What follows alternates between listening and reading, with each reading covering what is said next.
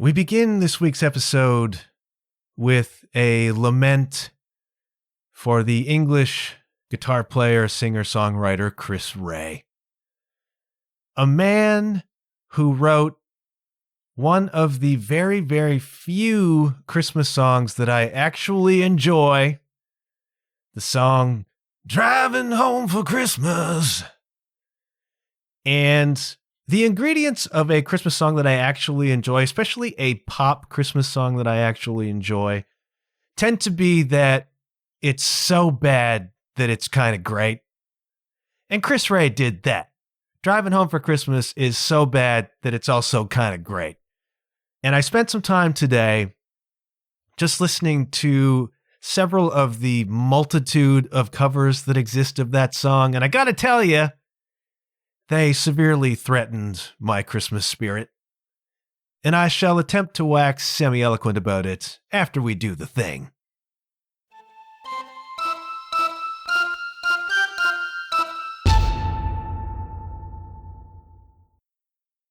I should tell you that this is take 2 of this week's episode.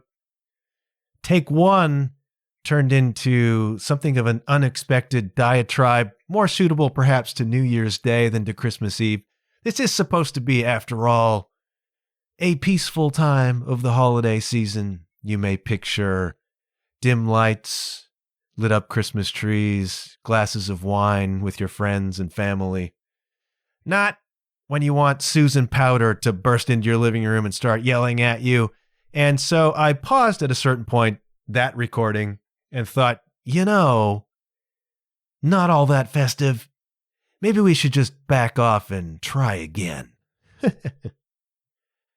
One of the things that I did on that episode, which I shall redo right now, is keep up the new tradition of holiday poetry. And so for the Christmas Eve edition of this podcast, I have chosen Christmas Bells by Henry Wadsworth Longfellow, American poet, 1807 to 1882. And this poem, Christmas Bells, was published in 1863. And that is historically significant for reasons I will talk about after I do the recitation. Christmas Bells by Henry Wadsworth Longfellow. I heard the bells on Christmas Day, their old familiar carols play, and wild and sweet the words repeat of peace on earth, goodwill to men. And thought how, as the day had come, the belfries of all Christendom had rolled along the unbroken song of peace on earth, goodwill to men. Till ringing, singing on its way, the world revolved from night to day, a voice, a chime, a chant sublime of peace on earth, goodwill to men. Then from each black accursed mouth the cannon thundered in the south, and with the sound the carols drowned of peace on earth, goodwill to men. It was as if an earthquake rent the hearthstones of a continent, and made forlorn the households born of peace on earth, goodwill to men. And in despair I bowed my head, there is no peace on earth, I said, for hate is strong and mocks the song of peace on earth, goodwill to men. Then pealed the bells, more loud and deep. God is not dead, nor doth he sleep. The wrong shall fail, the right prevail. With peace on earth, goodwill to men. Not your typical Christmas poem, because what we have here is the poet listening to the Christmas bells ringing, and they appear all over the place, the ringing Christmas bells. And then all of a sudden they are drowned out by cannon fire. Now, why would Longfellow be experiencing cannon fire at Christmas? Well, it's 1863, kids. That's smack dab in the middle of the American Civil War, 1861 to 1865. And 1863 is a year of enormous consequence. The early days of the war, the undermanned, under-equipped Southern rebel army was actually taking it to the larger, more powerful, more equipped Union Army, and had pushed all the way through as far as Pennsylvania, within a stone's throw of Washington itself. And A turning point came in the summer of 1863 at a tiny little town in Pennsylvania called Gettysburg. And there, kind of by accident, the armies of North and South met in what was an almighty clash and an ultimately consequential clash. The Battle of Gettysburg, with horrendous casualties on both sides over the course of 3 days. Highlighted by what is known throughout history as Pickett's Charge, when General Pickett of the Confederacy led thousands of his men across open terrain into withering Union rifle and cannon fire. At a certain point, the Union Army was sort of positioned behind a big stone wall. It's a farmer's field. Big stone wall, and there was a chink out of the wall, which became known as the Angle. And the Confederate troops that actually made it to the Union line, of which there were not many, made it as far as the Angle, and there they were shot dead. It is known also throughout history as the high water mark of the Confederacy. As north as they ever got was the Angle and Pickett's Charge, and his forces were decimated. He reported back and said, "How's your regiment?" "I have no regiment. It's gone." Gone. They were blown to pieces. They were shot to pieces. And the Confederate Army was forced to retreat back out of the North. And then over the next 2 years of the war, it just became this game of the Northern Army squeezing and squeezing and squeezing the Southern Army, eventually into surrender. You could argue that the war continues to this day and may actually turn hot again the way things are going down there. Longfellow writes this poem, publishes this poem at Christmas in 1863. We're midway through the Civil War. It has been a carnage of unbelievable scale. The U.S. Civil War is still the bloodiest war in American history because everybody who died was an American, some 600,000 of them over the course of 1861 to 1865. An unbelievably bloody and awful affair was the American Civil War. Horrendous, barbaric, ghastly. We're 2.5 years in at this point. We have had Gettysburg, and here's Longfellow listening to the Christmas bells, being like, this is kind of a mockery, isn't it? Isn't it kind of a mockery? And here leaks into it the sound of cannon fire. And we're whatever we are, 160 years later.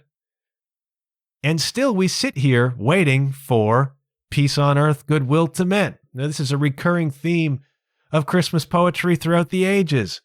God, it sucks right now, but let's remember our humanity and our peace. And it's like every generation, every era, we find ourselves in contemplation of why can't humanity evolve past being assholes to embrace and celebrate each other and enjoy peace on earth, goodwill to men.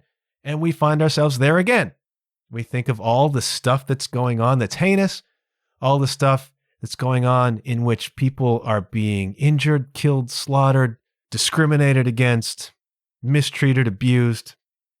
And it was at this point in the last, now gone, episode that I recorded that I just launched into this really impassioned thing about standing up for your own damn joy, about entering into 2026, choosing your own happiness and not letting anybody block you from experiencing that happiness.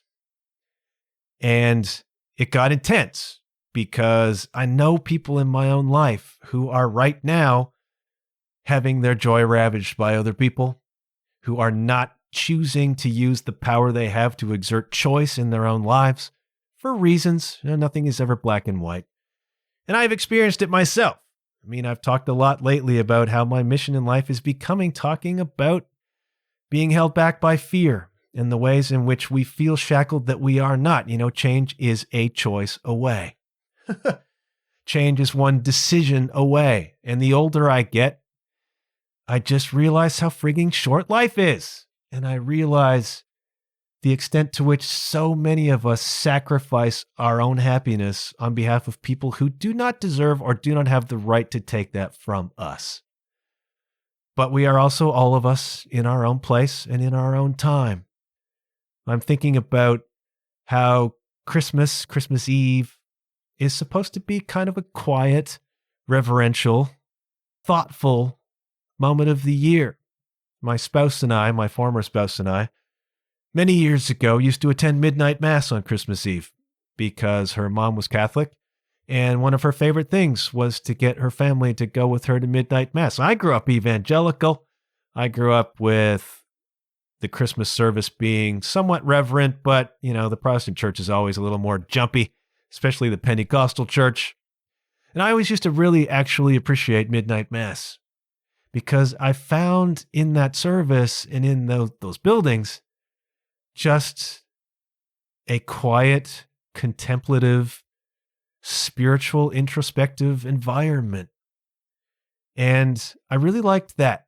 I really liked the peace of Christmas Eve. And so it didn't really make sense for me to publish what I recorded earlier, which was impassioned and real, but anything but peaceful. And so what I'm encouraging you to do on this Christmas Eve or Christmas Day, if you're listening, is just to take a few minutes and think about 2026. First, I want you to think about the gratitudes you have for 2025. This is an interesting kind of fault line in the year, right? We think about the year that was, we anticipate the year that is to come.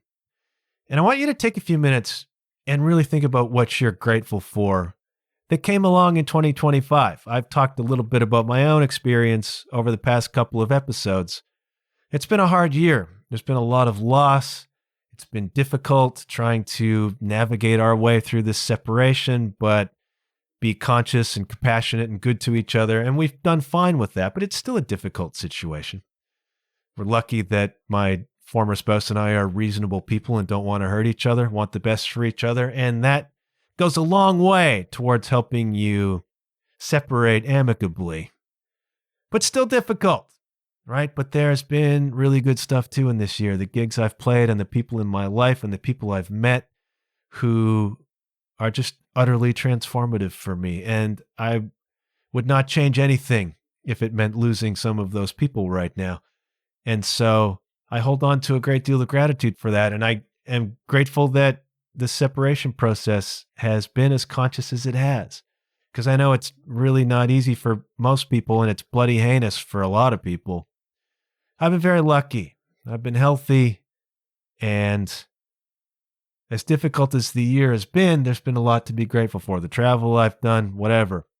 So I would like you to take a few minutes and think about the gratitudes you have, even if your life is utter crap right now, even if you're up against really, really tough stuff and really, really tough choices. I want you to enter into just a little bit of gratitude because that's a vibration thing. You can sit down and you can say to the universe, well, it's been a year of loss, my dad, my cats. It's been a year of navigating a difficult personal situation. But despite all of that, and in the midst of all of that, I hold on to a gratitude. And I think the universe responds to that. So if you can find a few things that you're grateful for, maybe the really terrific kids you have, maybe the really terrific friends that you have, maybe the really terrific people that you've met, maybe your health, whatever it is, take a few moments of contemplation to think about that and be grateful for it and really feel that. Really feel that inside of yourself. And then as you contemplate the year ahead, I just kind of want you to focus in on what you really want. Now, a lot of times we just know we want different. The universe doesn't really respond to different. I think the universe responds to choosing and being specific. And so think about it. If there's stuff that you don't have in your life that you want in your life, I want you to really be specific and want that. I want a new relationship with somebody, or I want a new job, or I want this job, or I want this relationship. Get very specific about that. And if there are things that are limiting your joy, if there are things that have a disproportionate amount of power over your choice, disproportionate amount of power over your happiness, I want you to identify what those things are. And then I want you to make the choice that you're not going to give your power in your life and your happiness to those things anymore. That could be a lot of different things. That could be a job. That could be a spouse. That could be a substance. There's a lot of different things that rob us of our joy. There are a lot of different things that take disproportionate power over us that they do not deserve and have no right to. I mean, we always have the right to choose. The problem is a lot of us don't choose because we don't know what we're choosing. So when things are quiet over the holidays, when you're in that kind of reverent moment, when it's dark and maybe you're sitting by the lit up Christmas tree and maybe you're enjoying a glass of wine and you are experiencing this feeling of gratitude, begin to shift that into, what do I want in my life? And then make a conscious choice about either bringing those things into your life or eliminating those things from your life that rob you of your joy, because you frigging deserve joy. Every one of you listening, life is so short. My dad died this year. 2 of my cats died unexpectedly this year. I know other people who have lost parents, who have lost siblings, who have lost spouses very young. And it just gets, especially as you get older, you get into your 50s, you see more and more and more of this loss, and you begin to realize how quickly it goes by. And then you begin, in some cases, to be angry about the time that you've already lost to people and places and things and circumstances that have no right to take your joy from you. So as you contemplate 2026, I want you to identify and I want you to choose what you want in your life. I don't know what that is for you, but if you're unhappy or if you're unfulfilled or if you just know that life could be a little bit better, you could be a little bit healthier, you could be a little bit happier, you could be doing more of the things that you want to do, I want you to choose those things. Be very specific and say, I want in 2026 to travel here, here, and here, or spend more time with this person or that person, or get myself into better shape, or. Just take some time to really contemplate that and think about what it is that you want. So many people are really great at identifying what they don't want, which is good and helpful, but struggle when it comes to, well, what do I actually want as opposed to that, right? I can't answer that for you. I'm only working on trying to answer it for me, but I would like for me and for you in 2026, for you to begin to make very conscious choices about your happiness and to begin to change those things that rob you of it and to put yourself first and to really chase and revel in your own joy, because you deserve to feel joy in your life. And if people or places or things are robbing you of that, they have no right. Nobody, no thing, no place has the right to your joy or to your autonomy. And you are not as shackled as you think you are. You are, I am, all of us are one friggin' choice away from a different life. It's not always an easy choice, and the transition is not always easy, but you are one choice away. None of us are trapped in anything, anywhere. And you deserve better. You deserve the very best. And life is friggin' short. And so as you contemplate this holiday season, I want you to contemplate what you really want. What makes you happy? And I want you to choose that. I want you to choose that. So just spend some time. That's all I'm saying. When it's quiet, when you're feeling in that kind of mood, I just want you to really stop and think about what it is you want. And then I want you to choose it. I want you to choose it because I feel like life responds to choice. A lot of us don't get response because we don't choose. We think maybe and we drift along and nothing happens. It comes down to choice. And so I want you to think about what it is you want. And I want you to not get caught up like Longfellow did in the cannons ruining Christmas. You know, when things are chaotic in the world, a lot of times the real spark and the real inspiration and the real faith is local, right? So if the world is chaos, I want you to look to your friends. I want you to look to the people around you who are peace amidst that chaos and who have your back and whose backs you have, right? The action is local. Now, Ram Dass said, the only thing I can do for you is work on me. A lot of us struggle with the realities of the world, and we want to get caught up in trying to change it, and we feel powerless to do so because things are much beyond our power. But what is not beyond our power is our power to work on ourselves. You know, the last 16 months has been an intense training ground for me in consciousness, in compassion, in standing up for myself, in redeveloping my own confidence. All you can do for anybody is work on yourself. All anybody can do for you is work on themselves. And so, also in 26, maybe dedicate yourself to just improving some of the things about yourself that can be improved. Maybe be a little more conscious. Maybe be a little more empathetic. Maybe be a little bit more compassionate. And where necessary, maybe be just a little bit more your own advocate. We are all of us improving. We are all of us able to find things that we can improve about ourselves. And so instead of my big Susan Powter tirade, I offer you maybe just that. Take some time over the holidays, express a little bit of gratitude for what was good this year, and then really get very specific about what you want 2026 to be. And then begin working towards those things. Choose yourself and choose your joy. And let's talk a little bit before I go about Chris Rea. Chris Rea recorded like 25 records. This guy was a big deal, all right? This guy did not just do Driving Home for Christmas. It wasn't just that. That was like a throwaway song, and there's an interesting story behind that. And he wrote that in the late 70s.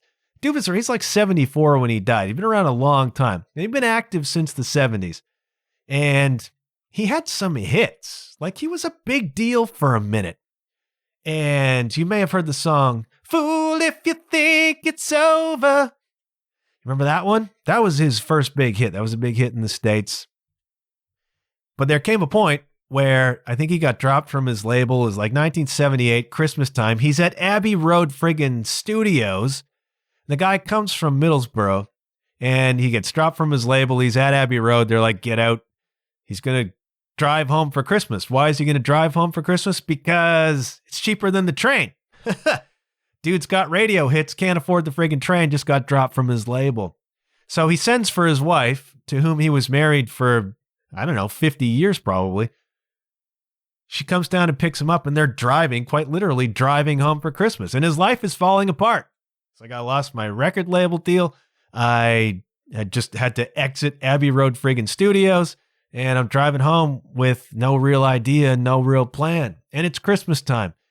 And as they're driving along, he's looking out the window at people who are driving in the other cars. And almost to a person, they appear to be miserable. And so this song, which is supposed to be kind of melancholy and warm the heartstrings, is actually written just a little bit ironically, because he's looking around and everybody's driving home for Christmas and they're friggin' miserable. And he thought that was kind of funny. And so this song began to take shape in his mind. And so when there was a bit of light, street lights, headlights, whatever, he would scribble down some lyrics and then wait for light to come and scribble down more lyrics. And in the end, he had this song, Driving Home for Christmas, which is actually a little bit tongue-in-cheek about, okay, here's the symbolism, and we're going to go home and have this warm family Christmas thing, but everybody around me is friggin' miserable. Every driver is miserable. I'm miserable. And there's a great irony, and it's a jaunty song. It's sort of like an upbeat, jaunty kind of a pop song. He's singing it. And I think there's an undercurrent of irony that runs through it all. We're driving home for Christmas and we're miserable, all of us. And I always appreciated that about the song. And it's kind of terrible and it's great. And I laugh every time it comes on because I think it's friggin' hilarious. Now, Chris Rea is great. Great singer, great songwriter. Towards the back half of his career, he switched from kind of yacht rock, adult contempt pop. He had some big songs. Late 80s, like he won some Brit Awards. And then he switched over into kind of blues as he got further along in his career. He played like he was a really good slide player. And he shifted kind of away from adult contempt into this kind of blues thing. And I think he recorded like 25 records, sold 30 million, which is a big damn deal, kids. I've sold in my life probably less than 100, so not too shabby. And he never really played around America, so it's like he's not as prominent here, except for a couple of radio songs and that Christmas thing, which I'm sure pays his estate handsomely every year. That's what you should do, by the way, singer-songwriters. Get a Christmas song out that gets played on the radio every year. Get a nice little Christmas bonus from the royalties, all right? That's my little business tip for you this year. So I'm listening because everybody and their brother has done a cover of that song. And I've made it a principle on this podcast not to speak negatively. And so I'm not going to give formal reviews of some of the covers I listened to today. But I will just give you a couple of the notes without mentioning any of the performers. Notes on the first cover. It's terrible. Couple down. WTF. Next one. Good God. Next one. God, that's bad. Next one. Oh, F off. The covers of that song, apart from one, I will call out Tone Salamonson, who is somebody I'd never heard of, but she's a really terrific singer, and she did a pretty good cover of it, actually. The other covers are almost uniformly frigging horrendous. Just terrible. Like, people are over singing it. There are a couple that are just hip singing it. Driving home for Christmas. Christmas. You just want to kill them. That is not holly jolly, all right? And the song is upbeat, poppy, dancey. You're supposed to be excited. You're driving home for Christmas. And there's all these covers that are so slow and just acoustic guitar and just piano, or they're like electronified. And people are way over singing it. Listen to the way Chris Rea sings it. Very gentle. Driving home for Christmas. No artifice, nothing pretentious, nothing over the top. He's just singing the song. It's a little ditty. Everybody else I hear so over singing it. And the thing is, it just comes off as fake. I mean, when you hear Chris Rea sing it, there's a certain authenticity in it. And I get it's his song. But his performance of it, his delivery of it is understated. It's fun. It's gentle. And these people are so overwrought, over singing it. And it's utterly insincere and it's utterly fake. And you can smell it a mile away. Almost all of the covers I heard of that song today are just terrible. Awful. And I hated them. And I'm going to recommend you don't listen to them. All right. If you're going to get into Driving Home for Christmas, listen to the real deal. Because the Chris Rea song is not good, but it's great at the same time. And that's a very difficult thing to pull off, by the way. He did it. He did it on that song. And it's the one that makes me smile every time I hear it. If I'm driving in my car, driving home for Christmas. If I hear it, I listen. I listen and I laugh because it's bad. And I think he knows it's bad, but it's so bad it's great. And that's the only one. All right, my favorite Christmas soundtrack is 100% the Charlie Brown Christmas Special soundtrack. It's terrific. Vince Guaraldi Trio, some hot jazz and bebop happening on there. Jerry Granelli playing drums. It's a fantastic jazz record. Also, the first Harry Connick Christmas record is really terrific. But if I'm hearing something on the radio and staying with it, it's going to be something off of Charlie Brown, or it's going to be Driving Home for Christmas. And the rest of it, I friggin' hate. The rest of it ruins my holly jolly, okay?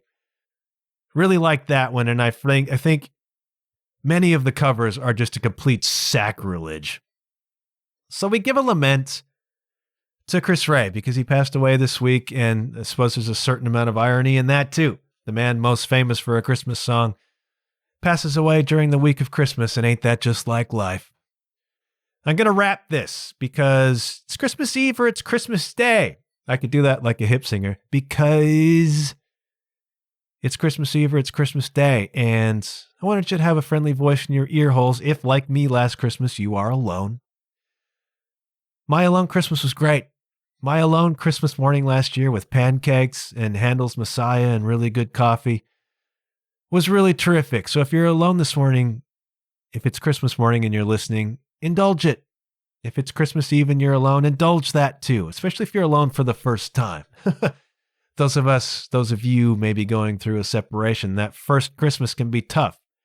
It can also be really great. You know, if you just indulge it, enjoy a little bit of peace. Take a few minutes to exercise that gratitude. Take a few minutes to really choose what you want in 2026. Because I think it can be a great year. I think life can change with one decision. And hard as it may be, as I always say, what awaits you on the other side? If nothing changes, nothing changes. You find yourself December 26th in exactly the same spot as this year, and it's another year gone. I don't want that for you. I don't want that for me. I want for all of us to choose our joy and to choose our happiness in 2026. I want to thank you for supporting me this year. It's really, really been important to me. It's been a hard year, man. It's been a hard year of change. It's been a hard year of patience. It's been a hard year of faith. And producing this show to whatever end has just given me a bit of an anchor, even though at times it's been frustrating. But I want to thank all of you for listening. I want to thank those of you who support. I want to thank you for giving me a reason to keep going. I really do appreciate it. I might do something next week. I'm not sure. If I don't be alarmed. I'll be back in the new year. Thank you for helping me transition to Semi-Eloquent and just for being my friends, most of you. For most of you being the really, really important people in my life, I'm grateful and I thank you. I wish you the merriest of Christmases. I wish you the happiest of holidays. I wish you the most joyful and easy 2026.